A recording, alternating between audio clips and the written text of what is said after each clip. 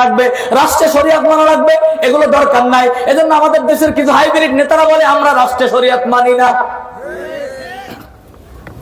আব্দুল্লাহ ইবনে উবাই ইবনে সালুল ও মনে করছে যে উহুদের ময়দানে শরিয়াত লাগবে না, ওখানে মুহাম্মদ যাক একা, ও একা না 300 জন সৈন্যকে ভাগাইয়া নিয়ে আসছে। ইতিহাসের জন্য বলে 1000 থেকে 300 গেলে থাকে কয়জন? 700 জন নিয়ে উহুদের যুদ্ধ হয়েছে। এক পর্যায়ে ছত্রভঙ্গ হয়ে গেছে, মুনাফিকরা ছড়াই দিয়েছে কুতিলা মুহাম্মদ, মুহাম্মদ নাই। এদিকে যে ওই যে ইয়াং সাহাবী যাকে রাসূলুল্লাহ বলছে স্ত্রীর কাছে যাও, এই সাহাবীর নাম হানজালা, কানের মধ্যে গেল, আহারে রাসূল নাই, দাঁড়ায় গেছে, দৌড় মারবে। পিছন দিক থেকে জামা টাইনে বলতেছে, স্ত্রী স্বামী গো একটু সময় দেন, আমি নিজের হাতে কূপ থেকে পানি তুলে আপনাকে গোসল করায় বিদায় দিব, কারণ উহুদে যাবেন, হতে পারে আপনি শহীদ হয়ে যাবেন, কিয়ামতের কঠিন ময়দানে শহীদ হয়ে উঠবেন আল্লাহর কাছে। কিন্তু আপনি যদি নাপাক হয়ে ওঠেন তাহলে আল্লাহর কাছে কি জবাব দিবেন? আপনি নাপাক হয়েছেন কারণ গোসল ফরজ হয়ে গেছে, এই সময় আমি আপনাকে একটু গোসল করাই দেব। হানজালা লাগবে বলে, স্ত্রী রে আমাকে ক্ষমা করে দাও, ক্ষমা করে দাও, দেখা হবে কিয়ামতের ময়দানে, আমি আর এক মুহূর্ত দাঁড়ায় থাকতে পারি না, যেই জমিনে আমার নবী নাই। আমি জেনেছি নবী উহুদে, যতক্ষণ পর্যন্ত নবীর সংবাদ পাবো না ততক্ষণ আমি হানজালা দাঁড়ায় থাকতে পারছি না। হানজালা একটা দৌড় দিল, গোসল না কইরা নাপাক, উহুদের ময়দানে যায়া ওদিকে নবীজির দান্দা মোবারক শহীদ হয়ে গেছে, নবী বিশ্রামে, এদিকে ছত্রভঙ্গ যুদ্ধের মধ্যে হানজালা ঢুকে গেছে, কাফেরদের তরবারি লাগাতে হানজালা শহীদ হয়ে গেছে। যুদ্ধ শেষ, 70 জন মুসলমান শহীদ হয়েছে উহুদে। এখনো মদিনার মসজিদের 4 কিলোমিটার দূরে উহুদে দেখবেন 70 জন সাহাবীদের লাশ কবর আছে সেখানে। মুসলমান বাবাজিরা আমার, আল্লাহ রাসূল বলে 70 জন আল্লাহ একত্রিত করো। সাহাবায়ে কেরাম লাশগুলো একত্রিত করে গুনে গুনে দেখলেন 69টা হয়েছে, একটা কম। আল্লাহ রাসূল দেখলো যে এখানে হানজালার লাশটা নাই। আল্লাহ রাসূল চোখ দিয়ে পানি পড়তেছে, কাঁদতেছে এই ভয়ে, কারণ হলো কিছুক্ষণ আগে তার চাচা আমির হামজাকে কেটে কেটে টুকরো টুকরো করে কলিজা বের করে চাবাইয়া কুরাইশা কাফেররা খেয়েছে। আল্লাহ রাসূল চিন্তা করতেছে, না জানি আমার হানজালাকেও কুরাইশরা নিয়ে টুকরা টুকরা করে ফেলেছে। সাহাবায়ে কেরাম কাঁদতেছে। এমন সময় আসমান থেকে ডাক আসছে, ইয়া রাসূলুল্লাহ, মুহাম্মদ কাঁদবেন না, আকাশের দিকে তাকান। আল্লাহ রাসূল তাকায় দেখতেছে ফেরেশতারা হানজালার লাশ নিয়ে খাটে শোয়া নিয়ে আসতেছে, সামনে রাখছে, সাহাবীরা দেখতেছে হানজালার চুল দিয়া টপ টপ করে পানি পড়তেছে, মনে হয় সবেমাত্র গোসল করে ফেরত দেওয়া হয়েছে। আল্লাহ পাক ডাক দিয়ে বলে, জিবরাইল বলে, ইয়া রাসূলুল্লাহ, আপনার হানজালা যেমন মসজিদে, আপনি যখন মসজিদে তখন হানজালা মসজিদে, আপনি যখন রাষ্ট্রে তখন হানজালা রাষ্ট্রে, আপনি যখন উহুদে তখন হানজালা উহুদে। হানজালা উহুদের ময়দানে আপনার সাথে থাকাকে শরীয়ত মনে করেছে যে রাসূল নাপাক অবস্থায়, পাক না নাপাক ওই হিসাব করে নাই, আপনি দুনিয়ায় নাই, এই কথা শুনে হানজালা দাঁড়ায় থাকতে পারেন, একটা দৌড় মারছে। এই ধরনের পাগলকে আল্লাহ পাক রব্বুল আলামিন দুনিয়ায় থেকে জান্নাতের পানি দিয়ে গোসল করায়া বিদায় দিতে চান। এজন্য আরশে আজিমে নিয়ে আল্লাহ জান্নাতের পানি দিয়ে আমার হানজালারে গোসল করায়া দিয়েছে। আল্লাহু আকবার। মুসলমান বাবাজিরা আমার, একই মসজিদের মুসল্লি হানজালা, একই মসজিদের মুসল্লি আব্দুল্লাহ ইবনে উবাই ইবনে সালুল। ওই আব্দুল্লাহ ইবনে উবাই ইবনে সালুল মনে করছে মসজিদে নামাজ পড়ে নিব, হয়ে যাবে, উহুদে যাওয়া লাগবে না। এজন্য পৃথিবীর ইতিহাসে সবচেয়ে নিকৃষ্ট মুনাফিক হয়ে গেছে। আর একই মসজিদের মুসল্লি হানজালা মনে করছে নবী যখন মসজিদে থাকতে হবে, নবী যখন উহুদে ওটাও শরীয়ত মনে করতে হবে। এজন্য দুনিয়া থেকে জান্নাতের গোসল পেয়ে গিয়েছে। আমি কি আপনাদেরকে কিছু বুঝাইতে পেরেছি? এজন্য মসজিদের নামাজ যেমন পড়তে হবে, বিচারক হাইকোর্টে, সুপ্রিম কোর্টে আল্লাহর শরিয়াত দিয়ে, আল্লাহর কোরআনের আইন দিয়ে বিচার করবে, সংসদের ধারাগুলো আল্লাহর কোরআন অনুযায়ী হবে, এটা আপনাকে মানতেই হবে। কিনা বলে, যারা আপনাদেরকে প্রতিশ্রুতি দিতে পারবে আমরা ক্ষমতায় গেলে আল্লাহর কোরআন দিয়ে রাষ্ট্র চালাবো, তাদের পক্ষে জীবন দিতে হবে। কিনা মুসলমান,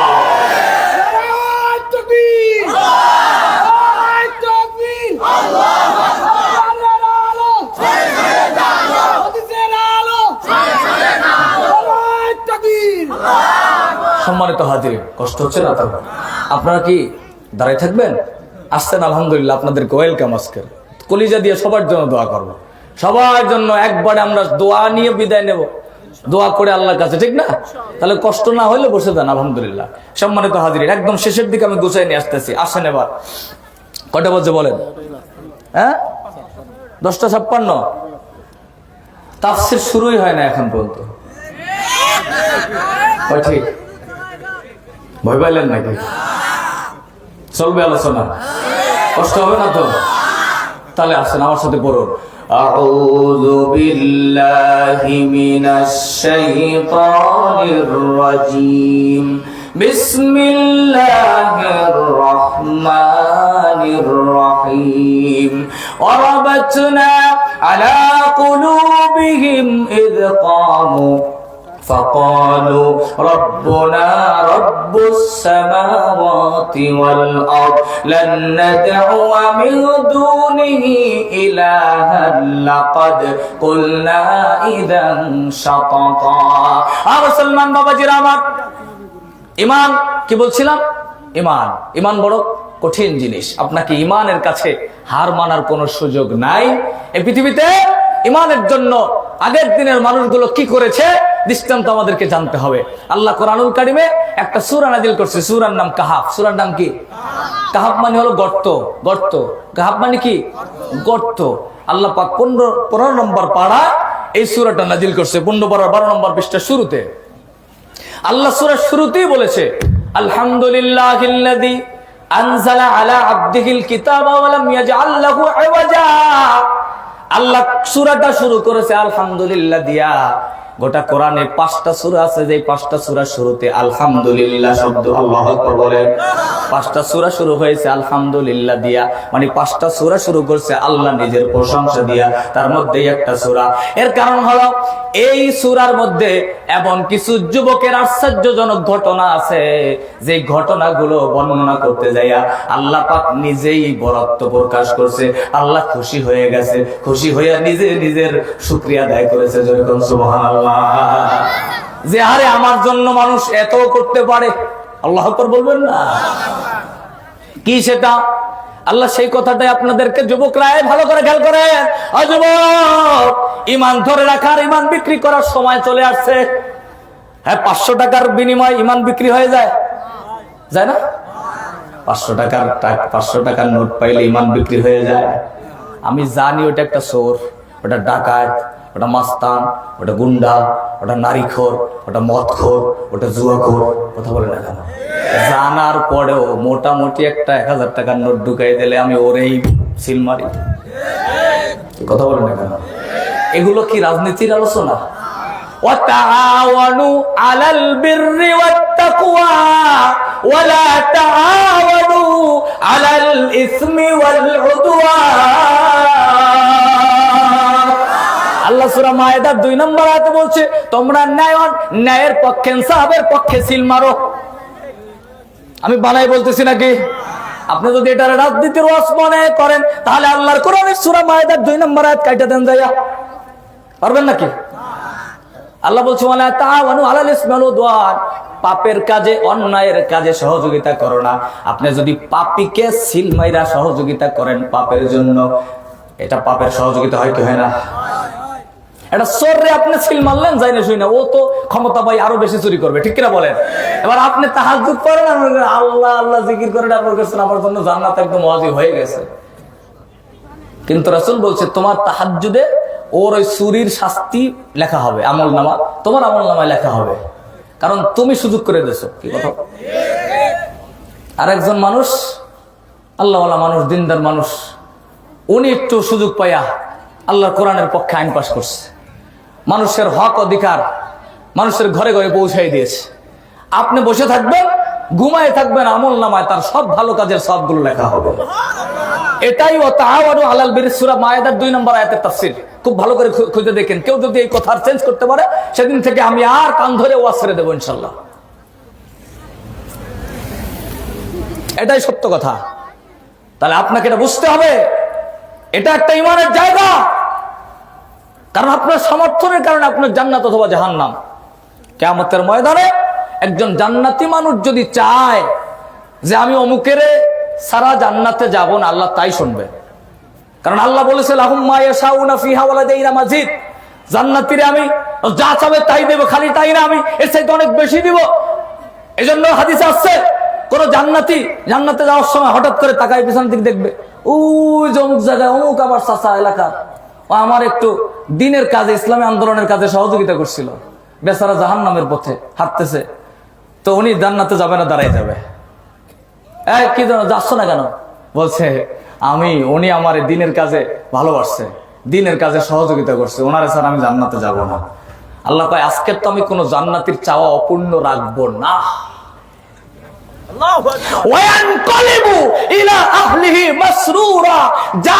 ওর নামটা জাহান্নাম থেকে কাটাইয়া নিয়ে এসে আমার জান্নাতি বান্দাটার পাশে বসাই দে, ওরা দুইজনে আনন্দ করুক। এবার সিদ্ধান্ত আপনার, আপনি কি করবেন, কাকে সমর্থন করবেন, কার সাথে থাকবেন? এই সিদ্ধান্ত কার? আল্লাহর। এই সিদ্ধান্ত বলে আল্লাহ। কার বলেন? আমাদের। আমাকে সিদ্ধান্ত নিতে হবে। সম্মানিত ভাইয়ের আমার, আসেন, এই যুবকরা ইমান বিক্রি করা যাবে না। দেখেন এমন একটা জনপদে ওই দেশের সরকার জালেম, কি নিজে আল্লাহ দাবি করছে, বলছে আমাকে মানো, আমাকে খোদা মানো, ফেরাউনের মতন ইমান বিক্রি করে দাও। ওরা মাত্র কোরআন, আমরা সরাসরি বলবো না, কোরআন সরাসরি বলে নাই, 5টা হতে পারে, 7টা হতে পারে, 5 জন অথবা 7 জন যুবক তারা দাঁড়ায় গেল, স্টিল না একদম শক্তিশালী শীর্ষে ডালা প্রাচীরের মতন, যে আমরা তো এই জালেম সরকারের কাছে মাথা নত করতে পারি না, কারণ আমরা একজনের কাছে মাথা দিয়েছি, তিনি কে?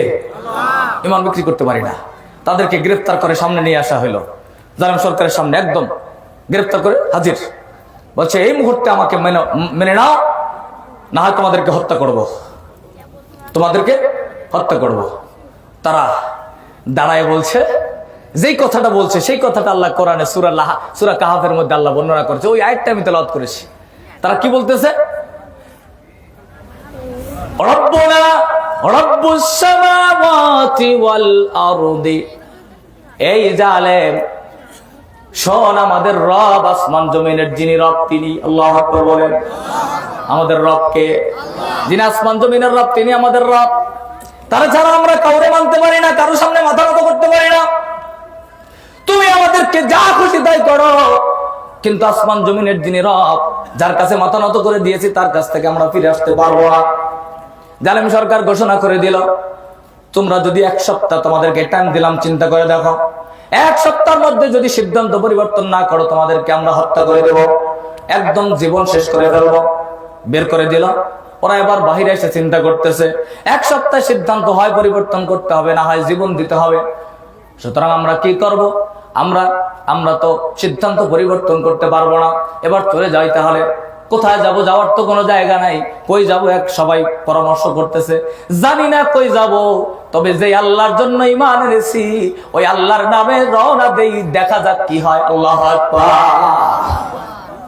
এখানে থাকলে তো হয় ওর দলে যাওয়া লাগবে, না হয় কল্লা দেওয়া লাগবে। সুতরাং আমরা বেরিয়ে যাই। কোথায় যাব? গন্তব্য নাই, কি হবে জানি না, কোথায় রাত কাটাবো, কোথায় দিন পার করব, কিছুই জানি না। দরকার নাই জানার, যার জন্য রওনা দিছি তিনি আমাদের মালিক, তিনি জানেন, তার উপরেই আমরা ছেড়ে দিলাম। ওরা এই বিশ্বাস নিয়ে রওনা দিলেন। যাইতে যাইতে রাত হয়ে গেল। কোথায় যাবে? পাহাড়ি অঞ্চল, গর্তের মধ্যে ঢুকে গেলেন, সেখানে আশ্রয় নিলেন। আর মুসলমান, খুব সংক্ষেপে বলতেছি, সাথে একটা কুকুর ছিল। কুকুরটা গর্তের সামনে দাঁড়ায় আছে। ও এমন ভাবে পা দুটো দিয়ে বসে আছে, সামনে যারা আসবে ওরা মনে করবে না কোনোদিনের মধ্যে কেউ আসে। এরপরে আল্লাহ পাক বলতেছে, ওরা ওখানে শুয়ে আছে। ওয়ালা বিসু ফি কাফিহিম সালাসামিয়াতিন সিনিনা ওয়াজদাদু তিসা। আমি আল্লাহ 1 দিন না, 2 দিন না, 1 মাস না, 2 মাস না, 309 বছর। কত বছর? একটু জোরে আল্লাহু আকবার বলা যায় না? কয় বছর বলেন? এটা সম্ভব না অসম্ভব? 309 বছর। আপনার আমার হায়াতি তো নাই। 309 বছর একটা গর্তের মধ্যে পাথর বালু এই জায়গাটার মধ্যে তারা শুয়ে আছে, আল্লাহ ঘুম পাড়ায় রাখছে। 309 বছর, আল্লাহ বলতেছে 309 বছর আমি ঘুম পাড়ায় রাখছি। এর মধ্যে তারা এখানে এমন ভাবে ছিল, তারা যেহেতু আমার জন্য বেরিয়ে আসছে, এরা ঘুমায় আছে, বিভিন্ন হিংস্র প্রাণীর আক্রমণ হতে পারে, এজন্য আমি আল্লাহ এক তো কুত্তাটারে বসায় রাখছি। 2 নম্বর হলো আমি আল্লাহ রাব্বুল আলামিন হিংস্র প্রাণী থেকে বাঁচানোর জন্য এরা কি করত, আল্লাহ বলতেছে ওয়াতাহসাবুহুম আইকাদান ওয়া হুম রুকুদ ওয়া নুকাল্লিবুহুম যাতাল ইয়ামিনি ওয়া যাতাশ শিমাল ওয়া কালবুহুম বাসিতুম দিরাআইহি বিল ওয়াসিদ লাউ ইত্তালাতা আলাইহিম লাওয়াল্লাইতা মিনহুম ফিরারান ওয়া লাবুলিতা মিনহুম রুবা। আল্লাহ পাক বলছেন আমি আল্লাহ রাব্বুল আলামিন এদের চক্ষুগুলোকে খোলা রেখেছি। শুনতেছেন আপনারা? আল্লাহ বলছে এদের চক্ষুগুলো খোলা, কেউ যদি তাদেরকে গর্তের সামনে দিয়ে দেখে ভিতরে যারা শুয়ে আছে, কোন হিংস্র প্রাণী এসে যখন তাকায় তখন তারা দেখে ভিতরের মানুষগুলো তাকায় আছে, এজন্য ওরা আবার পালাইয়া চলে যায়। আল্লাহ বলে আমি তাদেরকে ঘুম পাড়ায় রেখেছি, কিন্তু তাদের চক্ষুগুলো খোলা রেখেছি। আল্লাহ আকবার বলে। কেউ আসলে যেন মনে করে ওরা ঘুমানো না, জীবিত। সুবহানাল্লাহ বলে। ওদের আত্মরক্ষার জন্য আমি আল্লাহ প্রথমে ব্যবস্থা করলাম ওয়াকালবুহুম বাসিতুন যিরাআইহি বিল ওয়াসিদ। আমি কুত্তাটারে এমন করে বসায় রাখলাম যে কুত্তা দেখে সব পালাইয়ে যায়, গর্তের কাছে আসার সাহস পায় না। আল্লাহু আকবার বলে। 3 নম্বর হলো ওরা যে বালুর মধ্যে, কাদার মধ্যে, মাটির মধ্যে এমন জায়গায় ওরা শুয়ে আছে, কেউ যদি 309 বছর একটানা শুয়ে থাকে তাহলে তার ওই জায়গাটা ভালো কি থাকার সম্ভাবনা থাকে? যেই জায়গাটা এক কাতে যদি থাকে বা চিত হয়ে থাকে, একভাবে যদি থাকে, বলেন তো ওই জায়গাটা কি আর ঠিক থাকবে না? ওটা পচে যাবে, নষ্ট হয়ে যাবে। আল্লাহ বলে আমার গোলামগুলো আমার জন্য বেরিয়েছে, ওরা তো ঘুমায় গেছে, ওদেরকে আমি ঘুম পাড়ায় রেখেছি। এভাবে যদি ঘুমায় থাকে, ওরা যদি নড়াচড়া না করে, তাহলে ওই জায়গাটা নষ্ট হয়ে যাবে। আমি আল্লাহ অনুকল্লিবুহুম যাতাল ইয়ামিনি ওয়া যাতাশ শিমাল, আমি আল্লাহ কুদরতি হাত দিয়ে মাঝে মাঝে ওদেরকে আমি ডান কাত করে দিতাম, বাম কাত করে দিতাম, ডান কাত করে দিতাম, বাম কাত করে দিতাম। আল্লাহু আকবার। আহা ওয়া কানা হাক্কান আলাইনা নাসরুল মুমিনিন।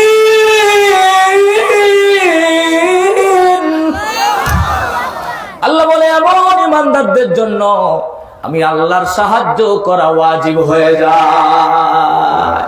যারা আমার জন্য হয়ে যায়, আমার জন্য বেরিয়ে যায়, আমার ওই যুবকগুলো, বান্দাগুলো আল্লাহকে ভয় করে আল্লাহর জন্য বেরিয়ে আসছে, ওদের কোনো ঠিকানা ছিল না, গর্তে ঢুকে গেছে, জালেম সরকারের কাছে মাথা নত করে না। আমি আল্লাহ তাদেরকে বাঁচানোর জন্য, শোয়ানোর জন্য সব ব্যবস্থা করছি, নিরাপদের জন্য। তাদেরকে আমি আল্লাহ কুদরতি হাত দিয়ে ডান বাম বাম বাদ করে দিতাম। এবার তারা ঘুমায় আছে, তাদের ঘুমের জন্য ডিস্টার্ব না হয়। এবার আসেন 5 নম্বর। কষ্ট হচ্ছে আপনাদের? তারা যে ঘুমায় আছে আরামে, আরামের জন্য ডিস্টার্ব না হয়। সূর্যের আলো যদি তাদের চোখে পড়ে, ঘুমের ডিস্টার্ব হতে পারে। দেখবেন ঘুমাইলে আলো পড়লে ঘুম ডিস্টার্ব হয় না? আল্লাহ কইতেছে, আল্লাহ কয় কোরআনে সূরা কাহফে যে ওনাদের চোখে যদি সূর্যের আলো পড়ে, আমার এই গোলামগুলোর ঘুমের ডিস্টার্ব হতে পারে, আরামে ব্যাঘাত করতে পারে।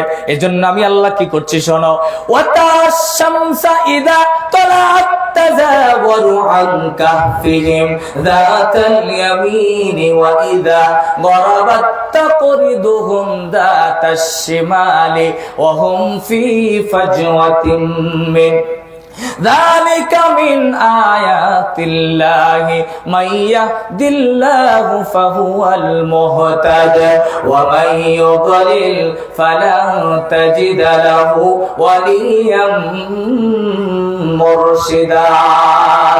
الله أكبر। আল্লাহ পাক বলছেন যে যখন সূর্য উঠে, সূর্য যখন উদিত হয়, তখন আমি সূর্যকে অর্ডার করি, সূর্য তুমি গর্তের মুখে আলো দিবে না, একটু গর্তর মুখ পার করে ডান দিক থেকে চলে যাবে। আল্লাহু আকবার।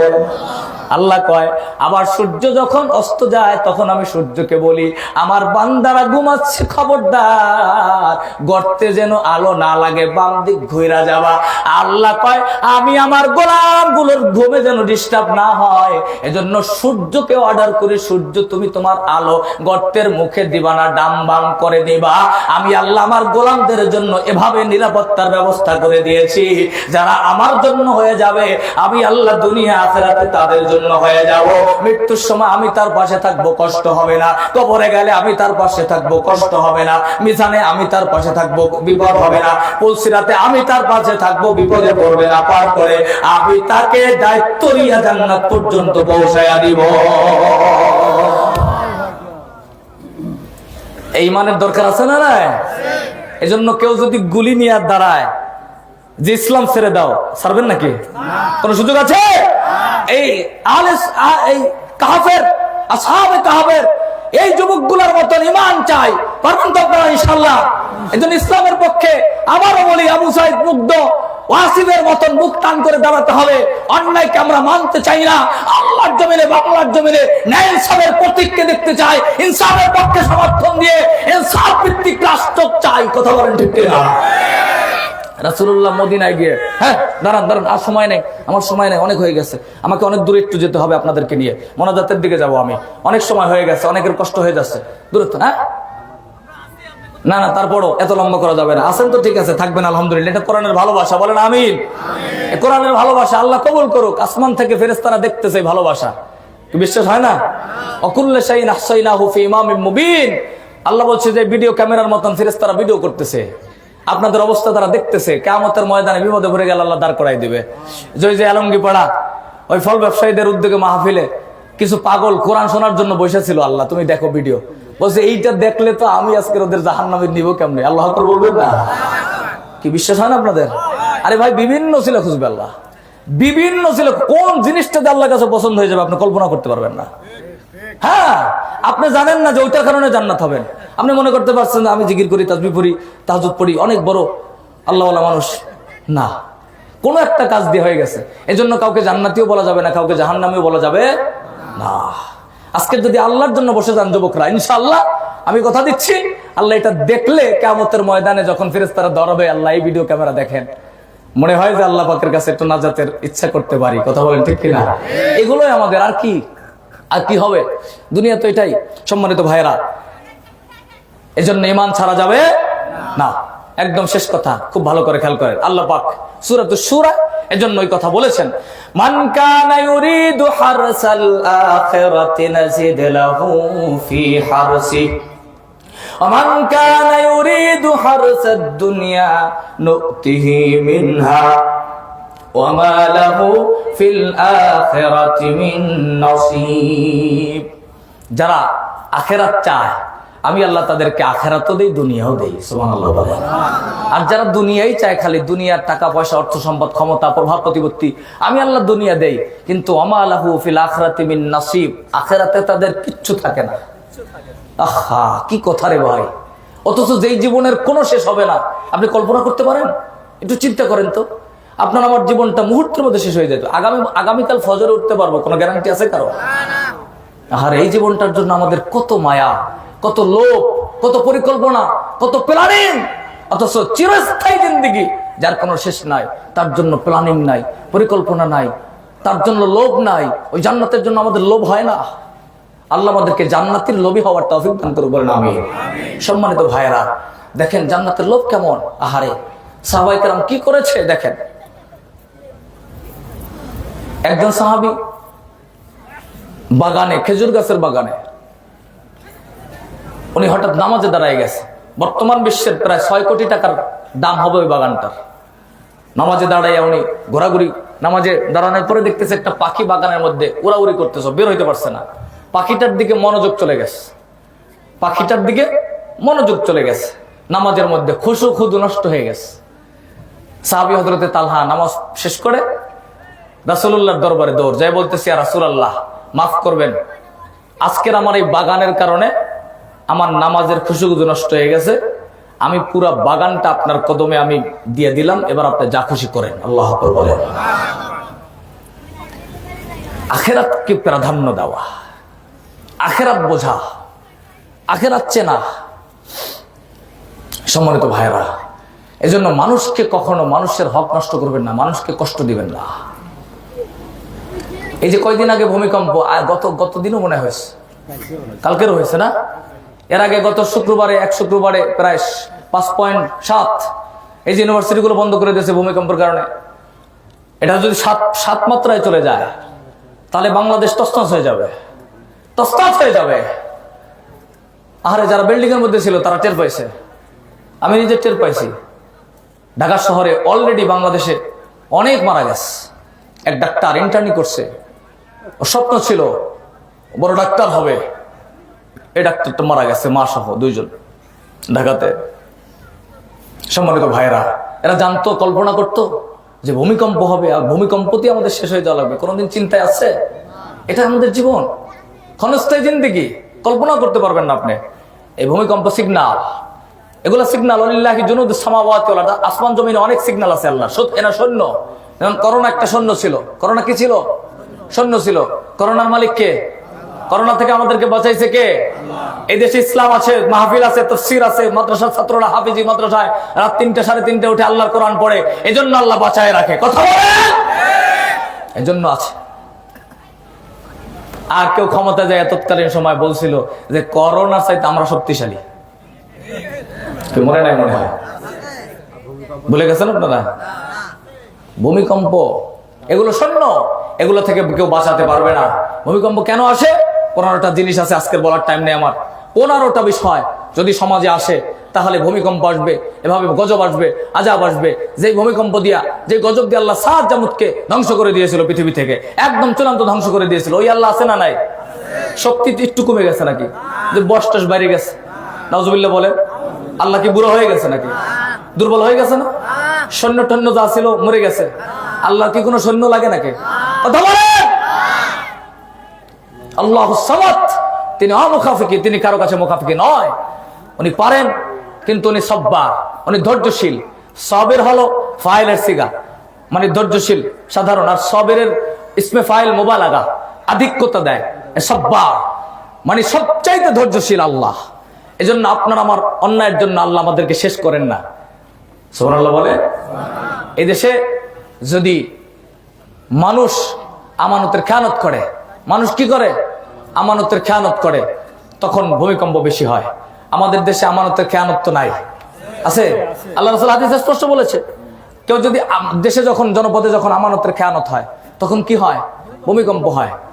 আমাদের দেশে আল্লাহর রহমতে এই 54 বছরে যারাই ক্ষমতায় বসছে তারা আমানতের খেয়ানত কেউ করে নাই। কথা বলছেন না কেন? আসতে বললেন কেন? নাকি কেউ করে নাই? একদল করছে। যারা আসছে সবাই করেছে, ইচ্ছা মতন করেছে। দেশের টাকা, মানুষের টাকা অন্যায়ভাবে পাচার করে বিদেশে বাড়ি করেছে। ঠিক কিনা বলেন? আমানতের রক্ষা কেউ করতে পারে না। এই দেশের মানুষের জানের আমানতের রক্ষা করতে পারে না, মালের আমানতের রক্ষা করতে পারে না। আল্লাহর কাছে জবাব দিতে হবে। যখন আমানতের রক্ষা থাকে না তখন আল্লাহর গজব আসে, ভূমিকম্প আসে। আমানত মারাত্মক জিনিস। লা ঈমান আল ঈমান লা আমানাত লাহু, যার আমানত নাই তার ঈমানই নাই। আল্লাহর কথা, যার আমানত নাই তার ঈমান নাই। এজন্য আমানতের রক্ষা করবেন। মা বোনরা ঘরের কথা, স্বামীর কথা, গোপন কথা মহিলাদের কাছে আড্ডা মাইরা বলতে যায় না। আমানতের খেয়ানত হয়। এমন মা বোন আমাদের মধ্যে আছে না নাই? খবরদার, ভিতরের কথা বলবেন না। আপনার কাছে একজনের কথা বলছে, কিছু বলছে, যেটা অন্যের কাছে বললে বিপদ হইতে পারে, তার ক্ষতি হবে, তার ব্যাপারে খারাপ ধারণা হবে, ওই কথা আরেকজনের কাছে বলবেন না। এটা আমানতের খেয়ানত, এটা আমানতের খেয়ানত। এই কাজ করবেন না, খবরদার। কিলিকবাজি করবেন না। কিলিকবাজি আছে না নাই? আরেকজনের ক্ষতি করা না। খায়রুন নাস মাইয়ানফাউন নাস, মানুষের মধ্যে সবচাইতে ভালো মানুষকে জানেন? রাসূল বলেন নাই যে নামাজি সে ভালো, যে রোজাদার সে ভালো, যে হাজি সে ভালো, না। রাসূল বলছে খায়রুন নাস মাইয়ানফাউন নাস, সমাজের মধ্যে সবচেয়ে বেশি ভালো মানুষ সে যে মানুষের উপকার করে। সুবহানাল্লাহ বলে। এই জন্য দেখবেন মানুষ মরে গেলে এই ধরনের মানুষদেরকে সবাই বলে এই মানুষটা ভালো ছিল। কথা বলেন ঠিক কিনা? এরকম ভালো মানুষ হয়তো উপকার করতে পারি আর না পারি, কারো ক্ষতি করব না, কারো ক্ষতি করব আমার দ্বারা কারো ক্ষতি হোক এটা চাই না। কিয়ামতের ময়দানে এক শ্রেণীর মানুষ মুফলিস হয়ে উঠবে। মুফলিস, মিম ফা লাম সাদ, মুফলিস মানে নিঃস্ব। তো সাহাবায়ে কেরাম বলছে, ইয়া রাসূলুল্লাহ মুফলিস কি? নিঃস্ব কারা? বলছে এরা নামাজি হবে, হাদিসের পরিভাষা, এরা রোজাদার হবে, এরা হাজি হবে, এরা দানকারী হবে, এদের অনেক আমল থাকবে, কিন্তু এরা নিঃস্ব। সাহাবীরা অবাক হয়ে গেলেন, এরা নিঃস্ব হয় কেমনে? আল্লাহ রাসূল বলছে এরা বিশাল আমলের পাহাড় নিয়ে হাজির হবে, কিন্তু এরা এই কারো কথা দিয়ে কষ্ট দিয়েছে, কারো মাল নিয়ে কষ্ট দিয়েছে, কারো জমি ঠকায় কষ্ট দিয়েছে, হ্যাঁ বিভিন্ন রকমের, কারো সম্পদ নষ্ট করে কষ্ট দিয়েছে, ভাইয়ের জমি ঠকায় কষ্ট দিয়েছে, বোনের জমি ঠকায় কষ্ট দিয়েছে, শিক্ষক ছাত্রের অধিকার নষ্ট করেছে, ছাত্র শিক্ষকের হক আদায় করে নেয়, পিতা সন্তানের হক আদায় করে নেয়, সন্তান পিতার হক আদায় করে নেয়, স্বামী স্ত্রীর হক আদায় করে নেয়, স্ত্রী স্বামীর হক নষ্ট করেছে।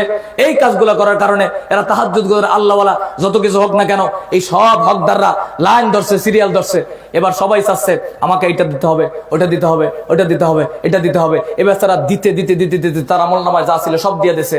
এবার তো কিছু নাই, এখনো বাকি আছে পাওনাদার। এবার সবার কাছ থেকে যা ওনাদের গুনা টুনা সব মাথায় নিছে, এবার তারা নিঃস্ব হয়ে গেছে। আমি বানাই বললাম মনে হয় নাকি? কি মনে হয় বানাই বললাম? এভাবেই হাদিস। প্রিয় ভাইয়েরা আসেন, এজন্য খবরদার কোনো মানুষের কষ্ট দেওয়া যাবে না, মানুষের হক নষ্ট করা যাবে না, আমানতের খেয়ানত করা যাবে না। একদম সর্বশেষ কথা, আমানত রক্ষা করলে নগদ পুরস্কার। আমানতের রক্ষা করলে নগদ পুরস্কার, আখিরাতে তো জান্নাত, চূড়ান্ত জান্নাতের ঘোষণা দিয়েছে। আমানত, এর মধ্যে দুইটা আমানত হলো, একটা জিহ্বা আর একটা লজ্জাস্থান। মা বোনরা যুবকরা খুব ভালো করে খেয়াল করেন, রাসূল বলছে মাইয়াত মাল্লি মা বাইনা লিহিয়াইহি আমা বাইনা রিজলাইহি আদমাল্লাহুল জান্নাহ। দুই চোয়ালের মধ্যবর্তী স্থান জিহ্বা আর দুই উরুর মধ্যবর্তী স্থান লজ্জাস্থান। দুইটা জিনিস আমানত তোমার কাছে, এই দুইটা জিনিসের হেফাজত যে করতে পারবে, আমি নবী ঘোষণা করলাম আমি তারে ধরে হাত ধরে জান্নাতের জিম্মাদার হয়ে যাব। এই জিনিসটা দিয়ে কারো কষ্ট দেওয়া যাবে না, আর লজ্জাস্থানের আমানত নষ্ট করা যাবে না। আল্লাহ আমাদেরকে আমল করার তৌফিক দান করুন, আমিন। আমানতের পুরস্কার নগদ কি দেখেন, একজন তাবেঈ, কষ্ট হচ্ছে আপনাদের? শেষ করে দেব? শেষ করে দেব? আলোচনা কি চলবে? এটা বলে শেষ করে দিন ইনশাআল্লাহ। কয় না, না ওটা বলছে বলেন 11টা 23 না, 11:30 আমাকে বলছে, কিন্তু 11:30 বাজে গেছে। ইনশাল্লাহ আমরা 11:30-র মধ্যেই ফিনিশিং দেওয়ার চেষ্টা করবো ইনশাল্লাহ। রাত গভীর, সন্ধ্যা হয় সেই 5:30টায়, রাত কিন্তু খুব কম হয় নাই, কথা বলেন ঠিক কিনা? বাসায় যে ঘুমাবেন ইনশাল্লাহ, আবার ফজর উঠবেন। রাজি আছেন তো ইনশাল্লাহ? কারা কারা উঠবেন না হাত তোলেন দেখি। উঠবেন না? বুঝেন না, বুঝেন না, উঠবেন না কে কে? ফজরে নামাজ পড়তে উঠবেন না কে কে? সবাই উঠবেন তো? হ্যাঁ আলহামদুলিল্লাহ। 1000টা ফজর, 1000টা তাফসীর মাহফিল এক জায়গায় করলে, একটা ফজর কাজা করলে, একটা ফজর নষ্ট করলে ওটা সমান হবে না প্রিয় ভাইরা আমার। কি কথা বলে ঠিক কিনা? এজন্য আমরা নামাজ ছাড়বো না। খেয়াল করেন, আমানতের পুরস্কার দেখেন, আখিরাতে জান্নাত। এজন্য যারা এই দেশে আমানত নষ্ট করবে আমরা তাদেরকে আর চাই না। কথা বলে ঠিক কিনা? যাদের মাধ্যমে আমানতের খেয়ানত হবে তাদেরকে আমরা চাই না। যাদের মাধ্যমে আমানত রক্ষা হবে, জনগণের জান এবং মালের আমানতের হেফাজত হবে, আমরা তাদেরকে চাই। কথা বলে ঠিক কিনা? ইনশাআল্লাহ। আর আমানতের রক্ষা সেই করতে পারবে যার মধ্যে কোরআন আছে। কথা বলে না কেন? যার মধ্যে আল্লাহর ভয় আছে, যার মধ্যে জান্নাতের আশা আছে, জাহান্নামের ভয় আছে, যে কোরআন জানে, আমানতের পুরস্কার জানে, উনি আমানতের রক্ষা করতে পারবে। প্রিয় ভাইরা আমার, একজন তাবেঈ হলো সাহাবীকে যিনি দেখেছে। সাহাবী না, যে ব্যক্তি জীবিত অবস্থায় ইমানের সাথে নবীজিকে দেখেছে, ইমানের সাথে মৃত্যুবরণ করেছে, তাকে বলা হয় সাহাবী।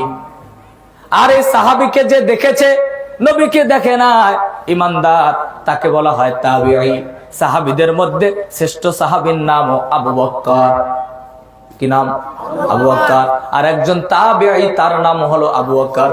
তাহলে আমি এই আবু বকরের কথা বলতেছি, তাবেঈ আবু বকর, যে সাহাবীর সাথে দেখা হয়েছে। এই তাবেঈর বাড়ি হলো ইয়ামেন। কোথায়? ইয়ামেনে। উনি মক্কার বাজারে ব্যবসার জন্য গিয়েছিলেন। হঠাৎ করে কাজের ফাঁকে একটা পোটলা পেলেন। পোটলাটা জায়গায় খুলে দেখতেছে বিশাল একটা স্বর্ণের হার, সুন্দর একটা দামি স্বর্ণের হার। তৎকালীন সময় পৃথিবীর মধ্যে সবচাইতে দামি জিনিস স্বর্ণ, সবচাইতে দামি জিনিস স্বর্ণরৌপ্য। এ কারণে যাকাতের হিসাব হয়েছে স্বর্ণরৌপ্য দিয়া। আল্লাহ কোরআনুল কারীমে স্বর্ণের কথা, রৌপ্যের কথা সরাসরি বলেছে, ওয়াল্লাযীনা ইয়াকনিজুনা আয-যাহাবা ওয়াল ফিদ্দাতা ওয়া লা ইউনফিকুনাহা ফী সাবিলিল্লাহ। যারা স্বর্ণের রৌপ্যের জাকাত দেয় না তাদের জন্য জাহান্নামের আগুন। জাকাত হিসাব হয় স্বর্ণ আর রৌপ্য দিয়ে, বুঝেন তো কথা? কারণ সবচেয়ে দামি জিনিস ছিল, এ কারণে ওই দুইটা জিনিসের উপরে হিসাব হয়। এত দামি একটা হার এটা পড়ে পেয়েছে, এই বেচারা এখন মালিক খুঁজতেছে,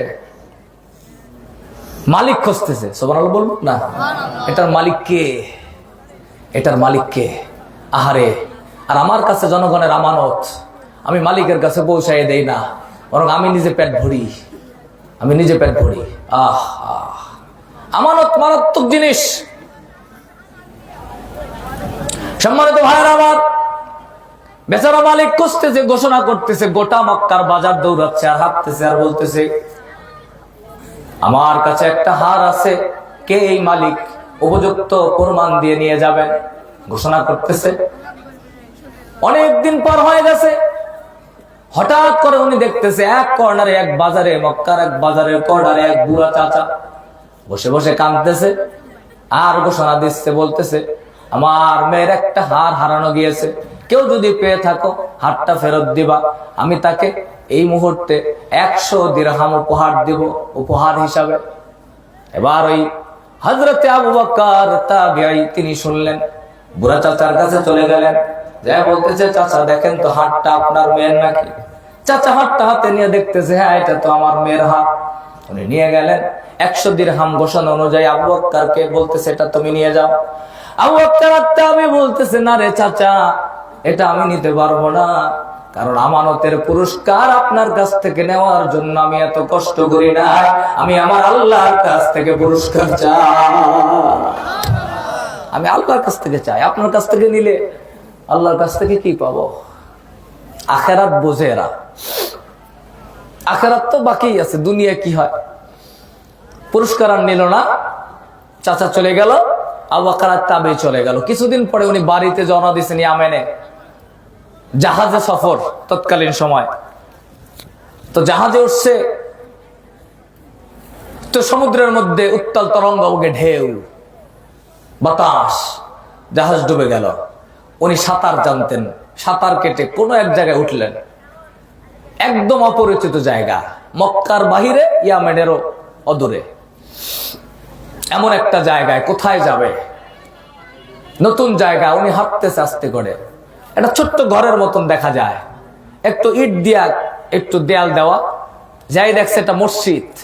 মসজিদের মধ্যে ঢুকে আবু বকর তাবিঈ একজন কোরআনের হাফেজ, উনি জোরে জোরে চমৎকার কণ্ঠ দিয়ে তেলাওয়াত করতেছেন, ইয়াসিন ওয়াল কুরআনিল হাকীম ইন্নাকা লামিনাল মুরসালিন আলা সিরাতিন মুস্তাকিম আলহামদুলিল্লাহি রাব্বিল আলামিন আর রহমানির রহিম মালিকি ইয়াউমিদ্দিন ইয়্যাকা না'বুদু ওয়া ইয়্যাকা নাস্তাঈন اهدنا الصراط المستقيم صراط الذين أنعمت عليهم غير المغضوب عليهم ولا الضالين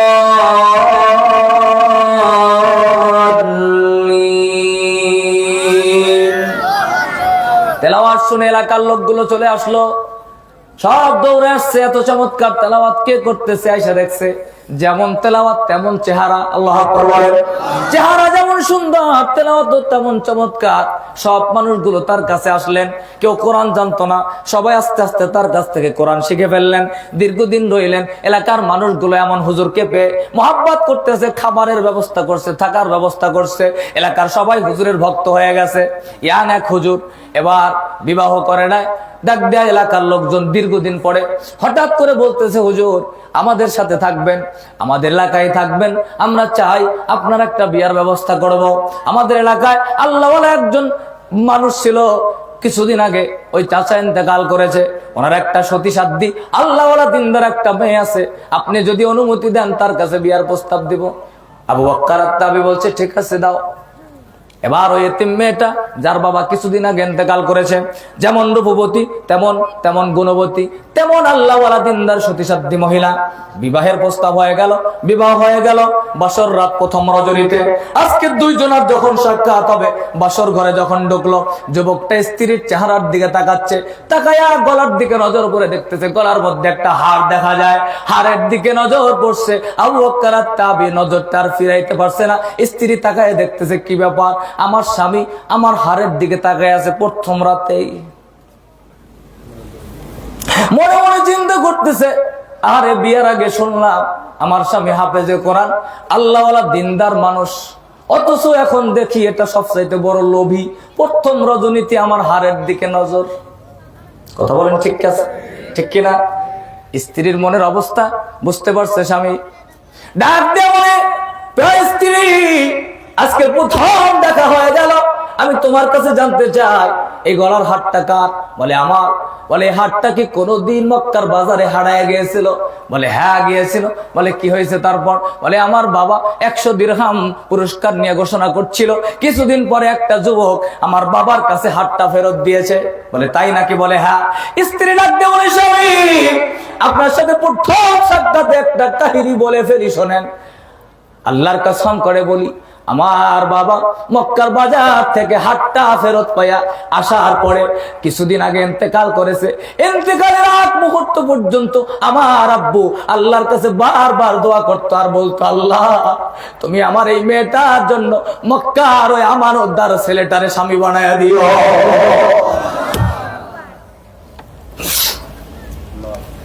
বুঝলেন তো কথা?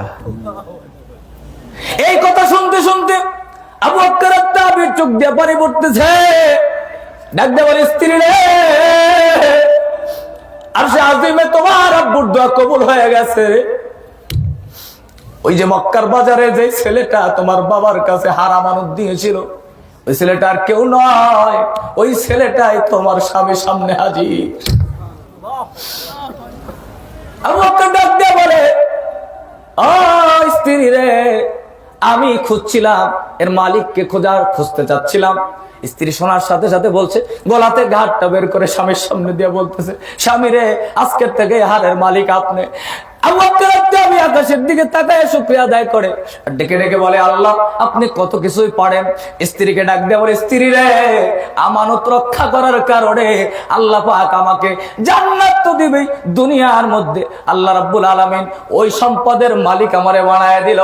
আর আল্লাহ দুনিয়ার শ্রেষ্ঠ সম্পদ, রাসূল বলেছে, ইমরাতুস সালিহা, নেককার স্ত্রী দুনিয়ার সবচাইতে বড় সম্পদ। হাদিসে আল্লাহ বলছে, দুনিয়ার সবচাইতে বড় সম্পদ নেককার স্ত্রী। আল্লাহ তোমার মতন একটা নেককার স্ত্রীরে আমারে পুরস্কার দিয়েছে আমানতের রক্ষায়। আল্লাহু আকবার বলেন। এজন্য আমানতের রক্ষা করা যাবে তো ইনশাআল্লাহ? যাবে তো ইনশাআল্লাহ? যে আমানতের রক্ষা করবে, খালি আপনি কি করবেন? ইমাম সাহেব যদি যত বলে যে আমি সুদ খাই না, ঘুষ খাই না, ইমাম সাহেব সুদ খাবে কোত্থেকে? ইমাম সাহেব ঘুষ খাবো, ওনারে কেউ ঘুষ দেবে নাকি? কথা বলে না কেন? আরে ভাই, কিন্তু ওই ওসি সাহেব উনি যদি বলে যে আমি ঘুষ খাই না, তাহলে বুঝতে হবে উনি সত্যিকারের আল্লাহওয়ালা, ঠিক কিনা বলে? হ্যাঁ, কি কথা বলেন, ঠিক কিনা? আমি আমানতের রক্ষা কি করব? আমার কাছে তো জনগণের সম্পদই নাই, কিন্তু জনগণের সম্পদ মেম্বারের কাছে, চেয়ারম্যানের কাছে, এমপি সাহেবের কাছে, মন্ত্রী সাহেবের কাছে, ডিসি সাহেবের কাছে। হ্যাঁ, আমি তো শেষ করছি। এদের কাছে আমানত। এই আমানত যাদের কাছে, সেই মানুষগুলোকে আমার আপনার চাইতে বড় আমানতদার হতে হবে, ঠিক কিনা বলেন? আপনি আমানত রক্ষা করবেন, তার চাইতে বেশি ওই মানুষগুলো আমানতদার কিনা এটা আপনাকে খেয়াল করতে হবে। এজন্য ভোটও একটা আমানত। কথা বলেন, ঠিক কিনা? আল্লাহ আমাদেরকে সহি বুঝ দান করুক, বলেন আমিন। ওয়া আখির দাওয়ানা আলহামদুলিল্লাহি রাব্বিল আলামিন। আসসালামু আলাইকুম ওয়া রাহমাতুল্লাহ। মনে করে দেব কোন কথা আছে?